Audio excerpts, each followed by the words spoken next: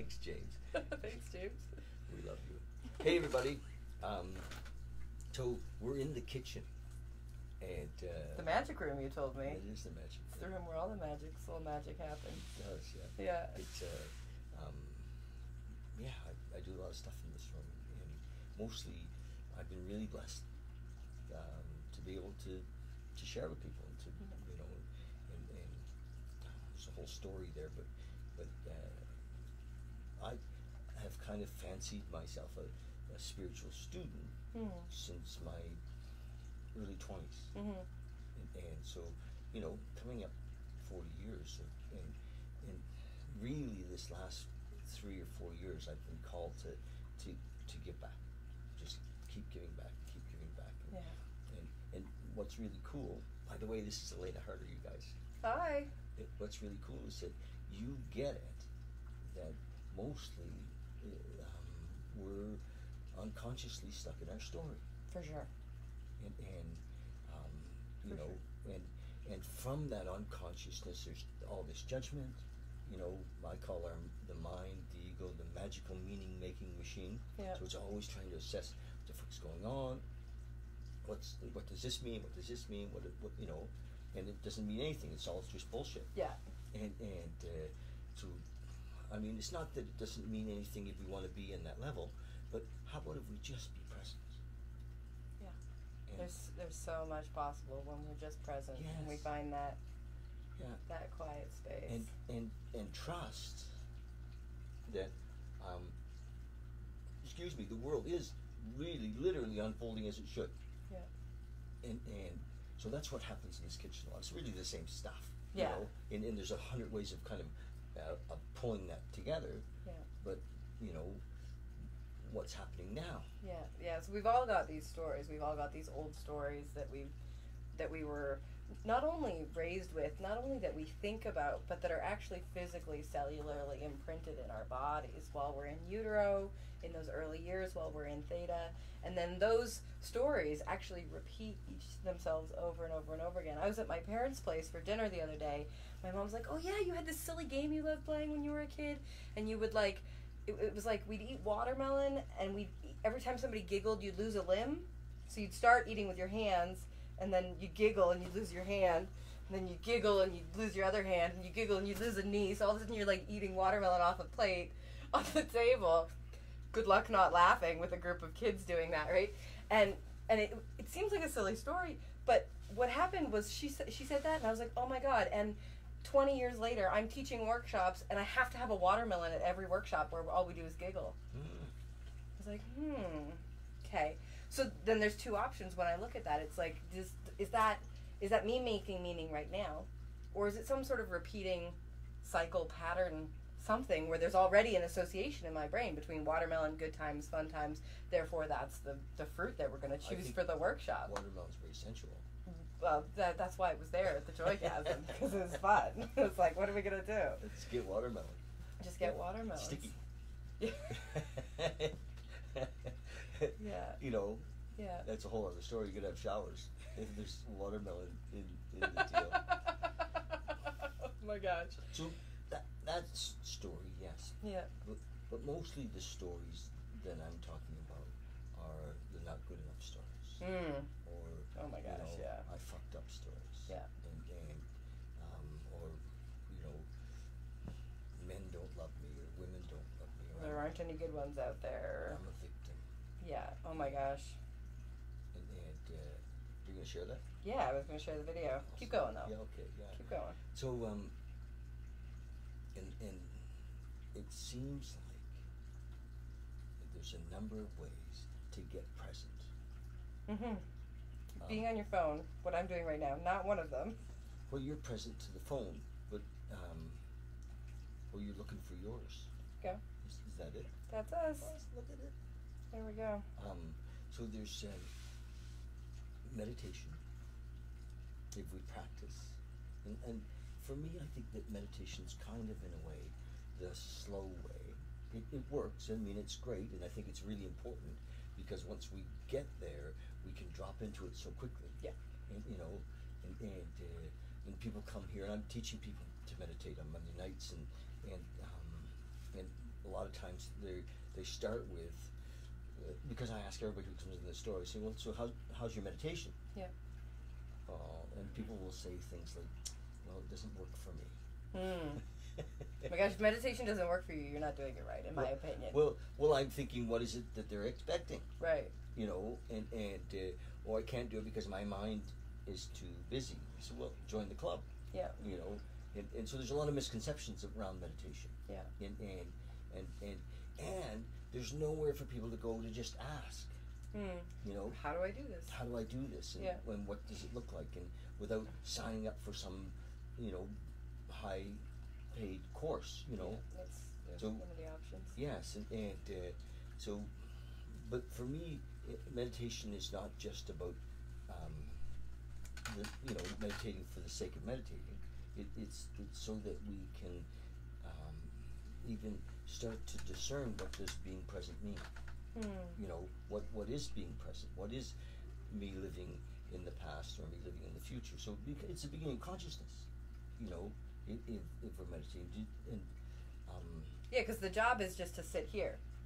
Yeah. It's like the job is just to sit in the chair and not move until the timer goes. Yeah. That's it. And then the mind has like whoop and that and whoop and this and when I first started meditating, I would set a 2-minute timer. 30 seconds in, I'd be in a different room and not even know that I had moved rooms. Not even noticed I'd gotten up from the chair. That's how like unconscious my actions and movements in the world were. Right? Yeah. Be like, I'm gonna sit here for 2 minutes, stare in the mirror. And then like 30 seconds later, I'd be like, oh, I forgot about that thing in the kitchen. And I would be literally already walking to the kitchen before I'd even noticed I'd had the thought and was taking a different action.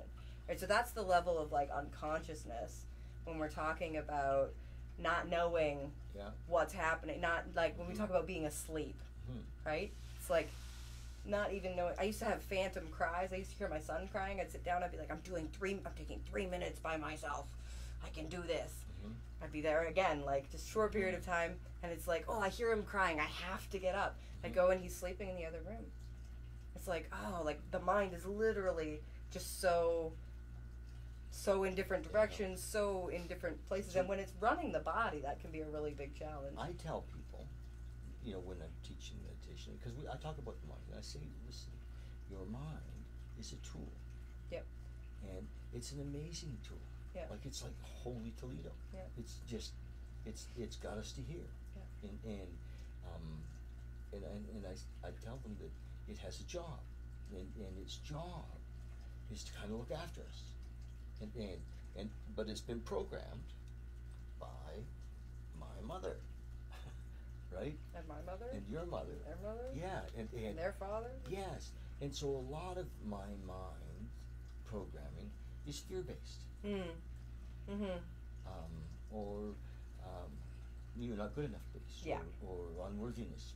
You know, so there's a lot of that in the program, and when I'm letting the program run the show,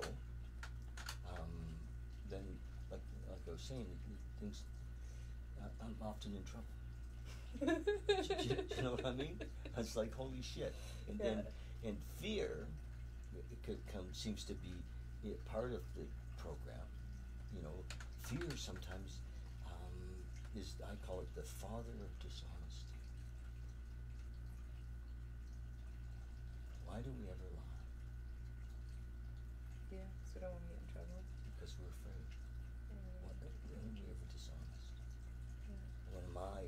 It's fear. And so if I'm living... Fear of like getting in trouble, fear of not having resources, fear of like how you're going to be seen. Fear of, So, and is that something, you know? So if I'm living from that conditioning, if I'm letting my mind run the show, I'm always going to be in reaction, less than, you know, kind of what's possible.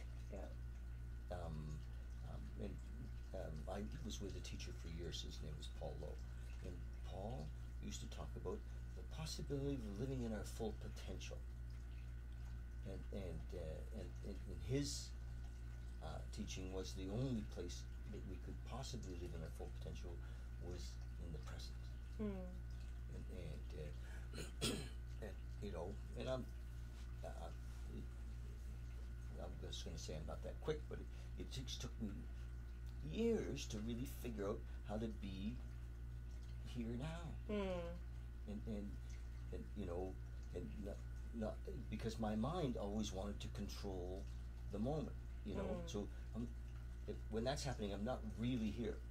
I'm running through, everything's still running through the filters, you know. Yeah. But to be here without them, you know, to feel the love without them. Yeah. It's pretty sweet, isn't it?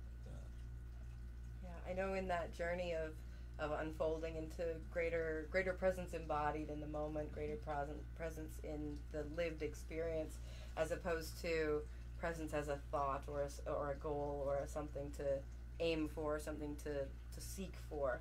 Because there's a lot of seeking within the community. There's a lot of like, well, once I get X, Y, Z, I will find peace. Yeah. Even the term spiritual seeker. Yeah. Was totally a thing. Is like a bullshit term in a way, because like that means I'm looking out there for something that has always been here now. Yeah. I mean, you know, when I go on this trip, or when I meet with that teacher, or when I get to India, when I whatever it is, when I get to Bali. Yes. Right. How long did you live in Bali? I was there for 7 months, 8 months total. Yeah, I did 2 months on my own, and then 6 months later with my son there. Yeah, it was wonderful. It was an amazing experience. I feel like the Balinese people have a sense of joy for life. They have a sense of like reverence and a sense of just like there's a lot of challenges that happen there. People live there in situations that we would never even consider here in the West, and at the same time there's this like there's this warmth of the heart and this connectedness that's really beautiful. 7 months is enough to get to know. Yeah. You know, I mean, I've been going for years, and Bali's, you know, I'm not a tourist anymore, and so you got to really feel it. Yeah, I have my own motorbike. We're rolling around everywhere, exploring all the different forests. Yes, but you probably really got to know some Balinese people.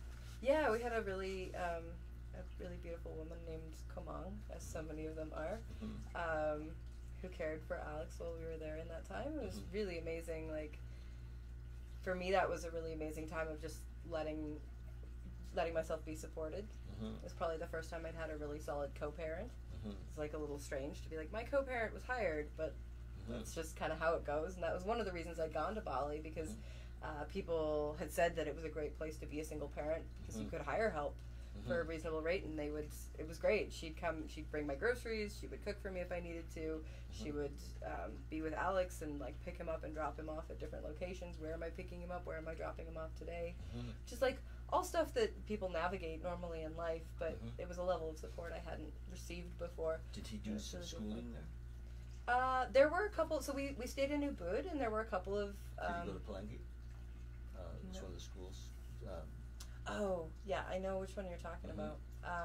I saw most of them, but we didn't actually enroll in any of them, because he wasn't super interested in it, but it's like, hey, here's any opportunity you want. You want to be a kid, like, you know, like world schooling in Bali in the weirdest school environment you'll ever have? He's like, no, I'll pass. Okay. Yeah. Did he learn the language? Yeah, he learned a little bit. Yeah. Yeah. And my favorite story was I came to pick him up one day. And I was like, oh, what'd you guys do today? She's like, oh, they were just playing with fireworks. I was like, I'm sorry, they're doing what? She's like, oh, they've been playing with fireworks all day. They're still doing it. Oh, good. My 3-year-old's played with fireworks all day. And I was like, oh, yeah, but also with the 2-year-old and also with the 7-year-old. And there's that. Supervised. Yeah, unsupervised. No, but by a 7-year-old. Yeah. And adults who are around, right? But there is that space. Like, I really got to see the tribal culture there. I got to see how, like, it wasn't the woman who caretook for us was also a single parent, but it wasn't as stressful for her as it was for me, it seemed. Partially because she had family. Because she had family. Because she had, like, she lived with mom, dad, aunt, uncle, and there was no expectation that she was going to be everything for everybody all at once.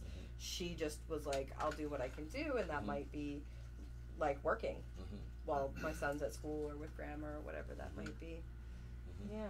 So, you were telling me that, I mean, you're doing different things to pay the bills, your mission is really to help people wake up.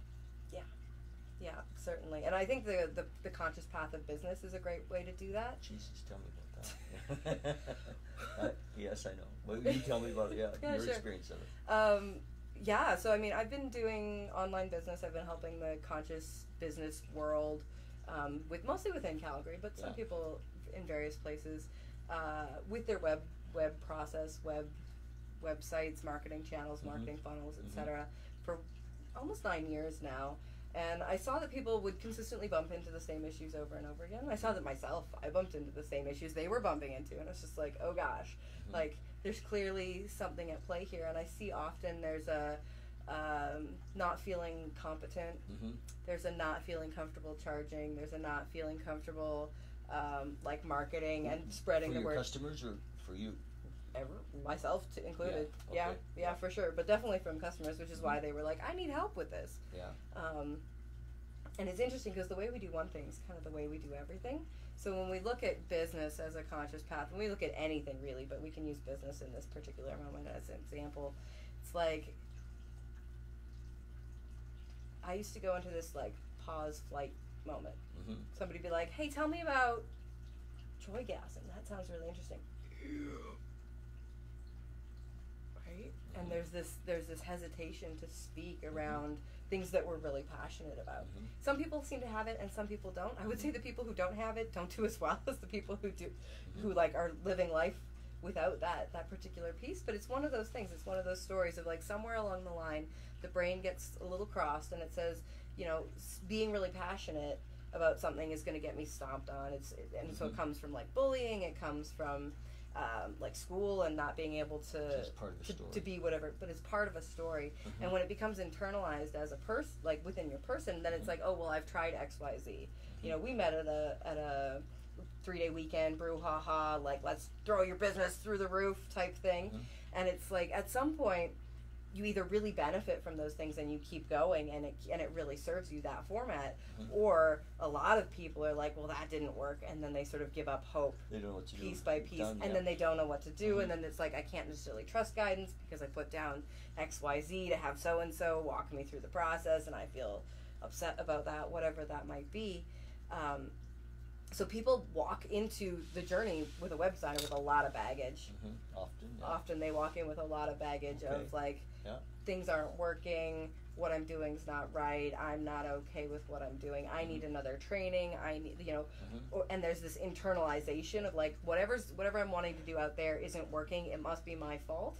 And I've seen that compound over years in people, and I've also seen it, like I would say that most of the people that show up in my world have some form of that, of not really wanting to fully give what they have because of some pain or injury. So isn't some of it because, I mean, we're freaked out about how big the possibilities are with online marketing, and it's like, Jesus, you know, it's like standing at the bottom of Everest and saying, okay, you know, I've been a quarter way up the hill a couple of times, but you know, and it's hard. And it is kind of hard to pick a route and say, okay, this is the way we're going, and go at it, and you know, it's a big, it's daunting. There's people in there, and there's hundreds of different marketers who are being like, do this, do that, do this, do that. I know them all. You listen to one person, the next week they'll tell you something completely opposite from somebody the next week. But the same thing's true in the diet world, nutrition world. You get the same piece where it's like there's you know, there's everybody telling you that like eat wheat, don't eat wheat, eat nuts, don't eat nuts, eat fats, don't eat fats. Wheat. Like, well, I would agree with you there, but some people think it really works for them. Wheat, I'm a bulletproof coffee guy. Nice. Like Dave Asprey's the bulletproof coffee guy. He's like a total health geek. And I have this book called what the hell is it called? Is this over there somewhere? Yes. I haven't read it. I love this guy. Headstrong. Nice. But he's totally geek. Yeah. But the whole thing is about keeping the brain smart. Yes. Yeah, those oils. So many people. I'm big on the MCT oils. Well, it's over there, brain octane. Yep. And the grass-fed butter and turmeric and collagen all in my coffee in the morning. Yep. In the blender. Yeah. Anyway, but you're right. There's so many different routes with diet. There's so many different routes, Yeah. right? And so then it becomes like, well, often people come to me and they're like, what do I do next? I heard XYZ. I heard all of these different things. Like, what should I do? And a lot of the time, it's the process of, what do you think you should do, right? With marketing, the individual, yeah. It's like, what do you feel most excited about? Mm-hmm. Because we talked about this. It's like the willingness to get back up, mm-hmm. realizing that anything that we attempt, anything that we start, it's not going to be as shiny as. This is my hard lesson over the last 5 years. Mm-hmm. It's like, it's not going to be as shiny as you thought it would be. Tell me about it. Especially if you're super excited about it in the beginning. The more excited you are about it in the beginning, the less likely it is to look like that when you actually get there. So, I was telling you, Gary Vee. Yeah. I'm a Gary Vee fan. Yeah. You know, and not always. I mean, Gary sometimes is, you know, but I kind of watch him probably every day a little bit. Yeah. And that makes you Gary Vee fan. He doesn't make me Gary Vee. If you watch him every day a little bit, I'd say it makes you like. Yeah. Yeah.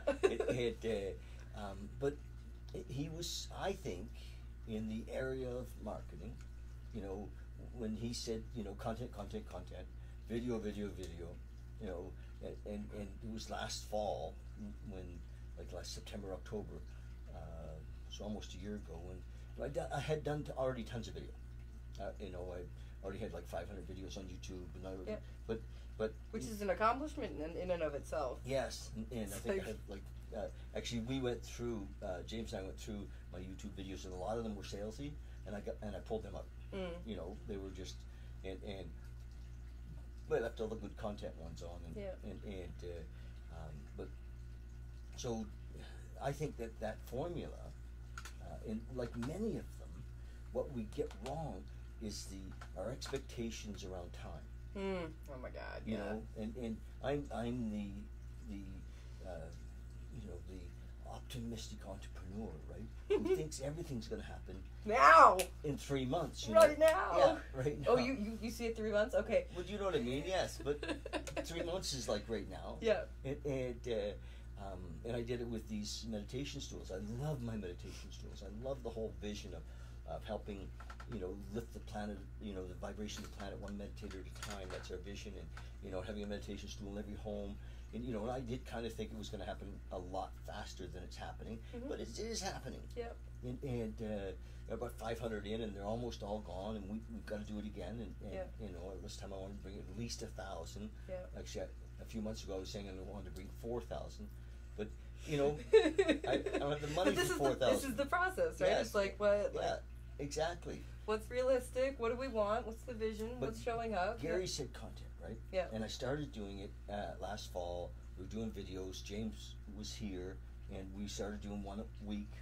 It was funny, you know. And remember, James was Monday morning at 10 o'clock. So we were going to do videos, and then it soon went from one a week to some weeks we did 4 or 5.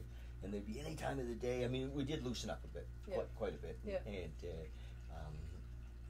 And they went from a half an hour to God knows sometimes. However long. Yeah, so, but I really believe that the thing that most people in marketing get wrong is the time. They think it's going to happen, longer. And they quit. Yeah. Oh yeah, for sure. They quit because you know, this isn't working. I've spent a lot of money. You know, over the last. I've been on Facebook. I have 30,000 fans on Facebook, which is pretty it's a good cool. chunk. But I've not been. I don't sell that well on Facebook, but I build brand on Facebook, and I build brand on Instagram, and I think that's what Gary says. You know, build brand and give content and tell people what's going on in your life and talk to people about their lives, like we're doing. And I think, you know. I have some more to learn about closing the deal, though. It's an art. Is it? Yeah, you know, about but people are actually buying the meditation kits online. Awesome. Yes, and usually from this. Right. You know, because we talk about it. Yeah. And I think if they're meditating, they need to have a designated space to do it in. You know? Yeah, because you build a field. You build a coherent field around the space that you continue to sit in, and it sits there even if you're not there. Yeah. And then and So you come back to it the next it's day. hard if you're helping people to tell them what I think is the truth, which this could take 2 or 3 years. Right. You know, we're building something. This is the long haul. I love what Gary says about that. You know, we're in for the long haul. Well, and the thing that takes 2 years to do, in my experience, is to get rigorous about it. Mm-hmm. Right? Some people have that like, ugh, and they just like they get really OCD about whatever it is that they're doing, and they just go and do it. But a lot of people don't have that. A lot of people are just like, oh, if it feels like it, if it's gonna fit into my day. So you think it's just too fucking casual? It's just too casual, basically. Yeah. It's well, and the question becomes like, why are you starting? What is the reason? What is the import? Like, what are you getting out of it? Because if what I'm getting out of meditation is sitting still for 10 minutes a day, and my life is really busy and hectic, and I have too many things to do already, sitting still for 10 minutes just puts me 10 minutes further behind on my to-do list. Yeah. If we think about it that way, it's like, good luck. And good luck starting that habit, good luck keeping that habit, like it's probably not going to work. Whereas if we start a habit of, I'm in a process, I'm on a journey, I'm committing to that for, you want to say it's going to take 2 years, it's like, I'm committing to this journey, not for 2 years, actually for the rest of my life. Yeah, the meditation journey. The meditation journey, you may or may not meditate every day for the rest of your life, but as soon as you hear that piece of like, meditation is a thing, it will benefit you. As soon as you've gotten that call, there's a call, and it can deepen as deep as you want it to. And the question is like, would you rather sit in guilt about not meditating, or would you rather sit down for 2 minutes? And if you sit for 2 minutes, you might want to sit for 5. Because by the time you get through that first 2 minutes, it's usually like, it gets better. Yeah. Right? Once you're like, okay, I'm going to stop moving. Because, I mean, me, among all the people I know, like, I just move a lot all the time. There's always some form of, whether it's, like, geographically moving locations, or whether it's just, like, so many projects on the go. There's this piece of, we've got to stop. And when I got more serious about my meditative practice, it was like, what am I actually getting out of this? Well, I'm getting being able to respond, stay cooler, be more in balance with my emotions when I get challenged. Right? It's not a direct correlation. It's not, I'm going to sit and meditate for 10 minutes and then I'm going to have, well, we can talk about that if we want to. It's like, I'm going to have like an epiphanic like orgasm, right? That's not usually people's experience with meditation, although it can be, depending on what you're meditating on and how you're holding your focus, right? Like that's its whole own thing. We could get into that as a conversation if we really wanted to. But there's this piece of like the results are not direct. It's building brain pathways over time. It's building connections. It's building a practice, knowing that you're going to show up for yourself. So many people live their entire lives for other people. I'm going to do this because X, Y, Z. I'm going to do this because so-and-so. Oh, I need to show up for my school. I need to show up for my job. Back to the story. Yeah, those are all stories. Yeah. If I'm late, I'm going to lose my job. Yeah. It's like, well, maybe if you're late, you're just going to take better care of yourself today and you'll be able to do a better job at work. I talked to a friend last night who's 60, and he's not happy. It's too bad. Well, but hardly anybody is. Oh. They're all stuck in their story. Right. They haven't found, as far as I'm concerned, some form of a spiritual connection or some way to get into this moment where they can experience life. Then they're just living out and it's not working. Yeah. It's they could say it's working because their bills are paid, or it's working because they live in a nice home, right. Or it's working because they have an agreement with some woman or some guy that they'll stay together and they won't look at each other's stuff. Yeah. Oh my God. Yeah. That's a huge thing. So don't worry, honey. We'll just keep drinking. We don't have any problems. Yeah. Is that like?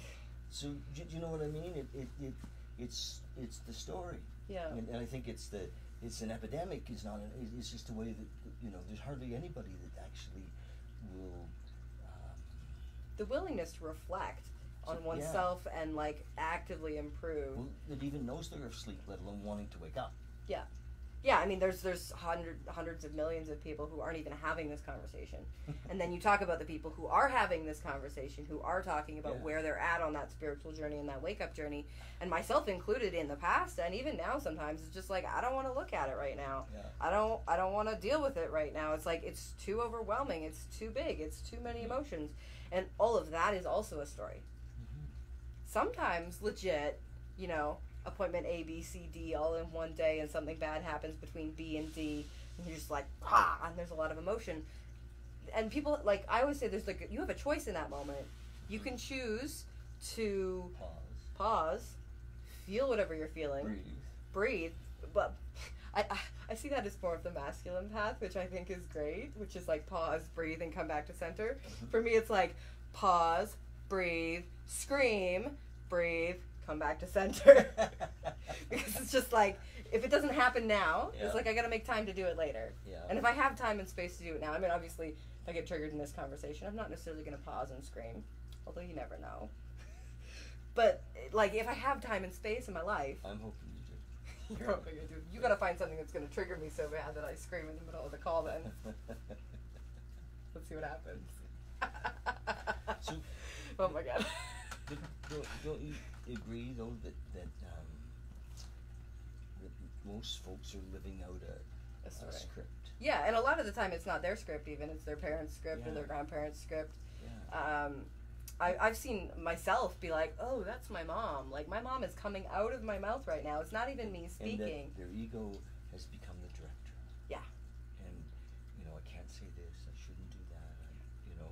And so they're not even fucking there. Not even the ego, the, like, reptilian, like, the fight or flight brain is in control. Am I going to get in trouble? Am I going to get hurt? Is this dangerous? It's like, dude, you're sitting in a kitchen. Like, it's not dangerous. You're in a building. There's a roof. There's no rain. There's no saber-toothed tigers. Yeah. It's fine. All the stories are in your head. They're all real. They're all valid. They're all valid experiences. And the interesting part is where the story starts to create physiology. So it's like... Tell me about that. So the story is like, once I puked after I had orange juice. Orange juice makes me puke. Those are totally different statements. It's like, orange juice is an experience. Maybe there was one time, there were collaborating things maybe, but it's like, it makes me puke. The story becomes, it makes me puke. And then it's like, I can't drink orange juice. Oh, I had something with orange juice in it. Now I feel nauseous. It's like, who did that? Was it your body? Sometimes it's the body. Sometimes it's the mind. Sometimes it's a combination of both. Those are usually troublesome. Yeah. But when we wrap ourselves around it, and we start to pull it apart, and we like the first step is being like, oh, I'm doing that thing again. Oh, I'm doing that thing again. And for me, this experience, like my first sort of experience with this kind of consciousness and being able to see myself in that way, happened really violently and really intensely in a moment where I had finally separated from an abusive relationship. And I was like, never again, no more, no matter what. My life will be beautiful and blissful now, right? It's like, goodbye, crazy patterns of drama, like, we're done now. But you didn't need him. No, what happened? You must have needed him. Well, I needed him to wake me the fuck up really fast. Yes. Thanks, brother. Yeah. You picked him. I know. Yeah.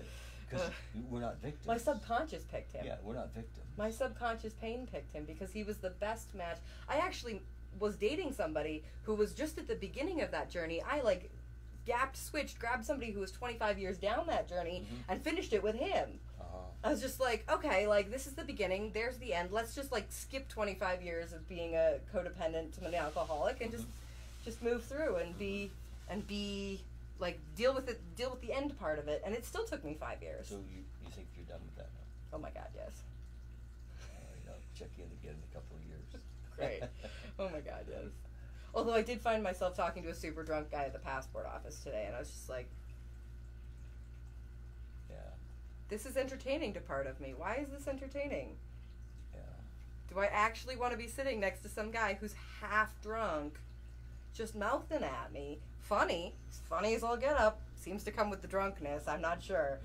But it's like, I was going to do work for that half hour, and instead I'm listening to some guy yammer. So, am I all the way through it? Probably not. Probably not all the way through, because I did have that experience today. But as I was having it, I was like...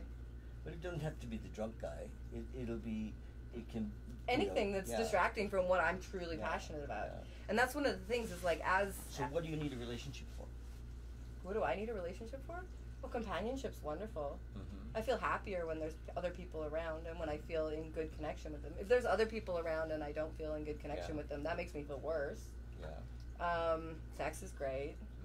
Mm-hmm. Yeah. Connection with another human being. Being in witness to another person's story. Okay. And, like, playing with evolutionary partnership. Those don't seem like needs. Well, I have a need to evolve. And it's okay if you don't have a need. It's yeah. Well, yes. Okay. But I do. So I have a need to evolve. If you're going to evolve, then generally we evolve with often struggle. I mean, I think that we evolve one of two ways: either through desperation or inspiration. Yeah, we make change through one of those two ways for sure. And usually. Usually it's desperation. Yes. Yes, because people are moving away from pain instead of towards pleasure. What's that? I gotta go. You gotta go. I can push the button, or he can push the button later. Okay. When we're done. I enjoyed listening to you. All right. Thank you. Okay. Talk to you tomorrow. Okay. Great. There's James just leaving you guys. Yeah. It's pretty casual today. Yeah. So that's my thought, anyways. You growing through pleasure, or growing through, like, away from pain or towards pleasure. Or desperation. Yeah, and I would say that my conscious journey over the last, let's call it like year and a half, 2 years, has really been, can I shift myself from moving away from pain to towards pleasure? Mm-hmm. Can I give myself enough space and time so that instead of being panicked about all the things I haven't done, Mm-hmm. that I'm actively working on all the things I haven't done from a place of excitement? Oh, I get to work on XYZ today. And I feel like a lot of people have that backwards, and I think it's because of school. Don't get bad grades, don't get beat, don't get whatever, right? Depending on which generation you're from. It's our conditioning. It's conditioning. Yeah. But we have the opportunity to shift that conditioning every single moment. Can I share something with Yeah. you? I think if we're working on something, Mm-hmm. it's again from the mind, and or from some level of understanding or some wanting to be different. Yeah. And if we meditate and we're present, and I think there's other ways to become present. I think gratitude can bring us into the moment. Certainly. And, Thank you. Thank you. No, thank you. No, thank you. Thank you. And so, I think that gratitude, and sometimes my mantra is thank you, thank you, thank you, thank you, thank you. Even if I'm not feeling exceptionally grateful, I bring myself into it. When I really get into gratitude, I'm like so present. Yeah.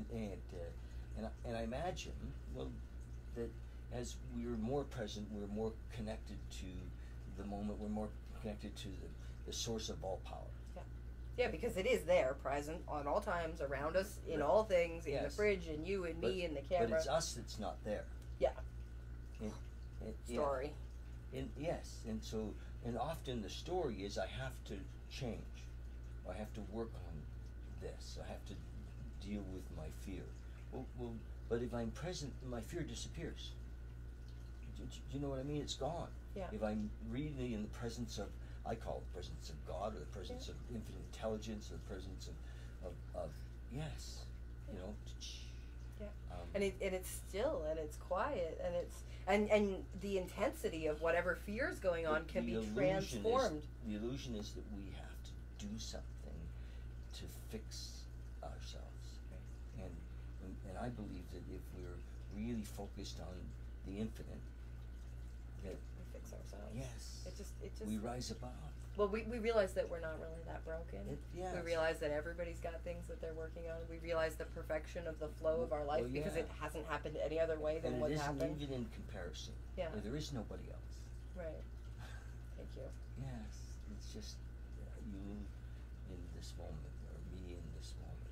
And I think that we get stuck in, there's the whole fucking industry around therapy reframing our story. Let's reframe that story so that going forward you'll see it differently. Yeah, give it different meaning. Yes, and so we reframe it, and we talk to a therapist. Yeah, but that work of reframing can be done through talk therapy. It's relatively effective, but hypnosis, like NLP, like inner, change. I know, but again, you're back in that game. Oh yeah, for sure. You're back in that game. You're still trying to fix and wander. You're mucking around in the story, yeah. as opposed to being here now. Which is lifts us out of the story, lifts us into our own divinity. And even if we're not able to connect with divinity yet, even if we just connect with what's actually going on in the body. So even if we're not connecting with the highest version of ourselves, if we just pause and be like, oh, my heart's racing, my palms feel sweaty, I'm uncomfortable here. Or like be in the breath. Yeah, or like... Breath brings us into the moment. It's the beauty of amazing sex. Yeah, oh my God. It's in the moment. We're present. Yeah. You know, and if we can be with somebody, breathe together, and just the world disappears, and we become one. Yeah. Sounds pretty exciting, doesn't it? Yeah, and that's possible through meditation and through paired meditation and group meditation possible, but it doesn't always hit the nervous system quite the same way as sex does.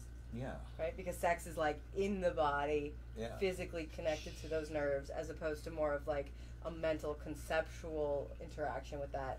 And I find that often people, like, if we want to talk about meditation and, like, jump-starting a meditation practice, I find that a lot of people are trying to focus on nothing. They're trying to focus on clearing their mind. Yeah. If they think about happy things, they find that sex pops up really quickly anyways. They'll go from, like, oh, I was just thinking about, like, something I really love, to, like, oh, now I'm fantasizing. How did that happen? And it's like, well, if you can fantasize with consciousness, you're still meditating. Right? If you, like, the way that I knew that I was in connection with that space was how it felt in the nervous system. And if we're feeling neutral in our nervous system, I think we're missing the point of that place. Because that place that we're looking for through intimacy, that, like, deep connection to the infinite, that, like, full body, visceral, physiological connection to the infinite, if we're feeling that, if we're feeling that in our bodies, then we know that we've hit it.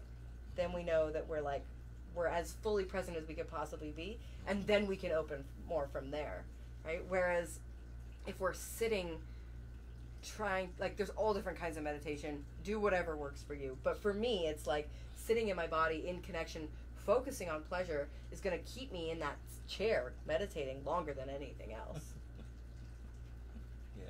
I guess, right?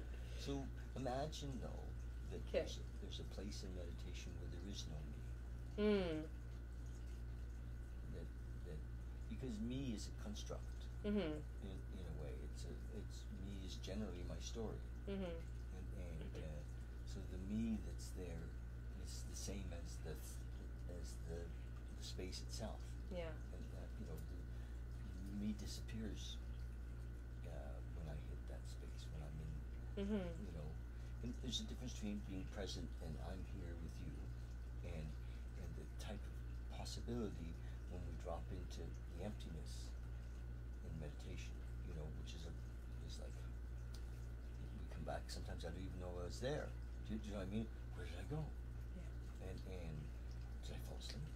You know, no. You're sitting on the stool. You know, it didn't. But the mind stopped. And those stools are small enough you'd fall off of them if you fell asleep. You do, You do, so you've done that one yes, too. I have.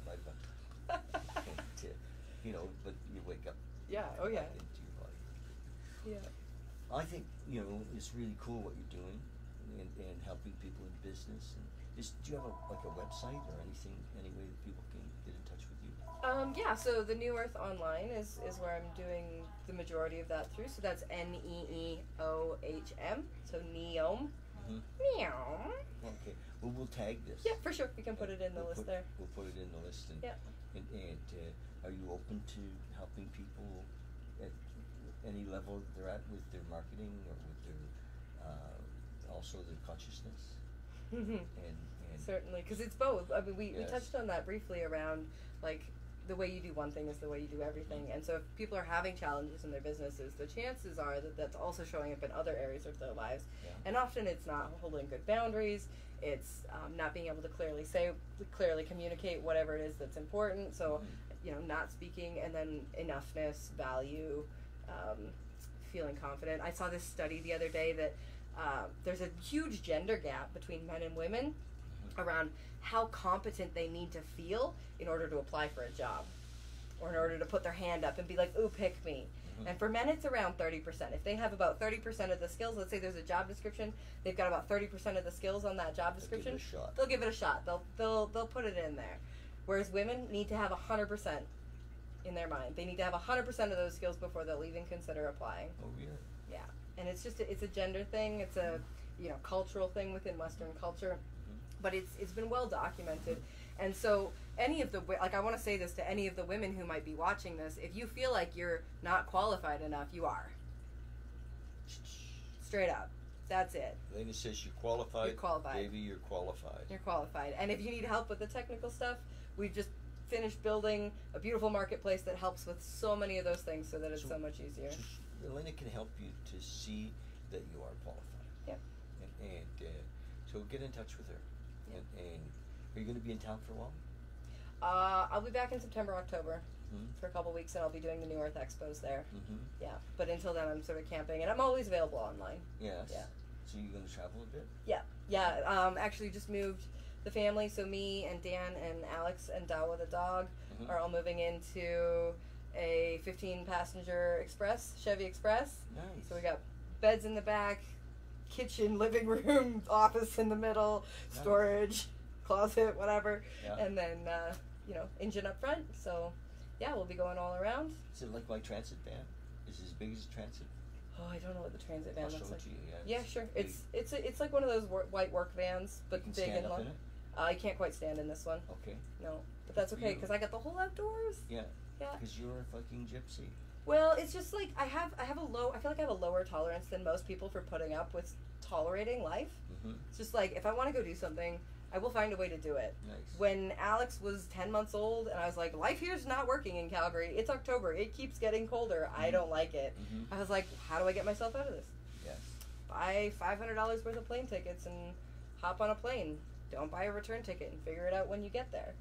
It's like that, in some people's minds, like, well, that's like risky or radical or dangerous. Life is risky. It's like, it's life. What isn't risky? I could sit here for 40 years being like, man, I hate the winters. They suck. It makes me grumpier every year. Or it could be like, man, I fucking hate the winters. I'm going to go buy myself some plane tickets and go do something different. Nice. It's like, and that's one of the core messages is just whatever it is that people want to do it. They can do it. You just need to decide you're going to do it. Make a plan. Don't make a backup plan, because if you make a backup plan, you're going to do your backup plan instead. And just go. Yeah. Yeah. Good for you. Yeah. Well, thanks for it's been really wonderful. And spending time with me. And really wonderful.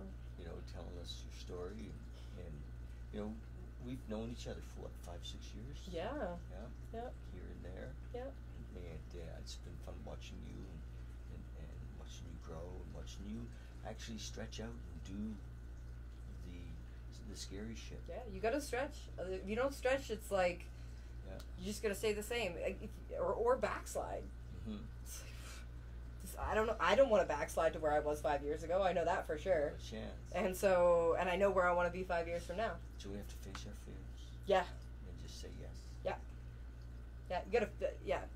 But before you say yes, and before you choose to chase your fears, make sure that whatever it is you're saying yes to is worth digging through the mud for, is worth the shit sandwich, is worth the trouble that you're going to encounter along the way. Because it's likely, unless you've really done the work and like programmed your brain and you're in 100% alignment 100% of the time and fully and you're like, oh shit, my car just got hit. That must have a silver lining. Like, until you get to that place, like, you're going to have challenges along the way. But those challenges all arise to show you where you're still holding on to the story, where it's more important to you to take the pain of the past into the present moment than to just let it go. And it'll show you. Your conscious business of journey will show you.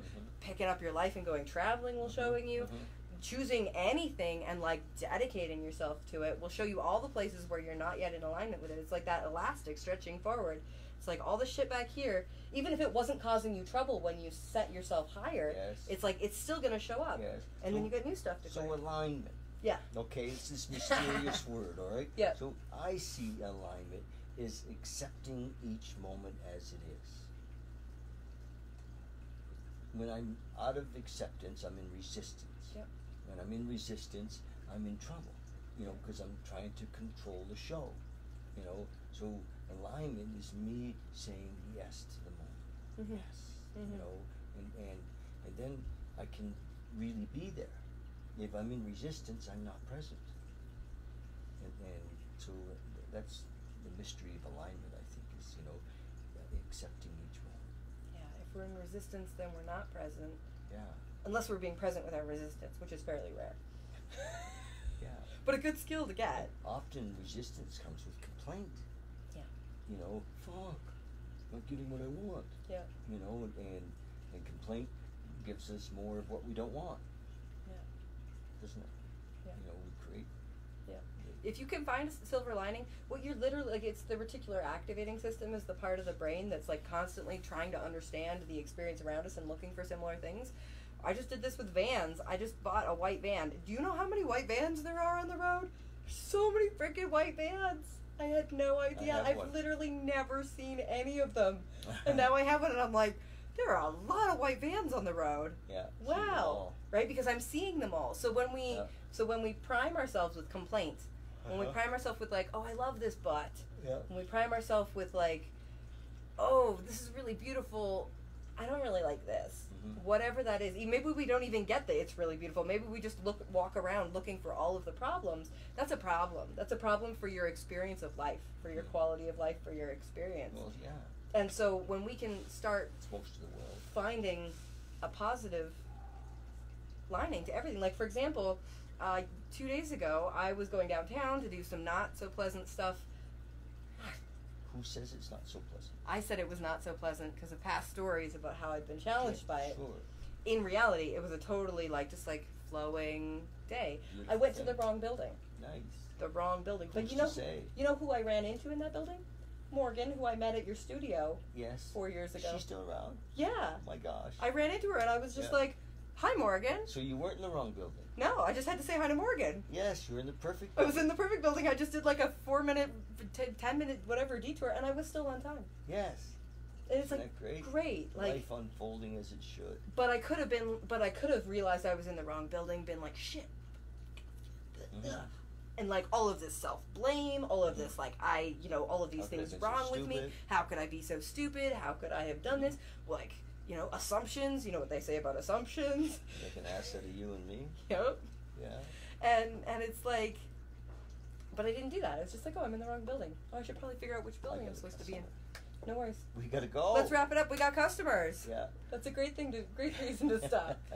Thanks, you guys. We love you. Check us out on YouTube. Thank you. And do you have a YouTube channel? I do. What's it called? Evolving Humanity. Evolving Humanity. Yeah, Check I'll send you the link so you can link it in. Elena's YouTube and her Facebook. And yep. What's your Facebook? Facebook.com/joygasm8. Okay, so we'll link that too. Yep. Love you guys. I have to get up and actually turn this off. Okay, here we go. 1, 2, 3. Maybe.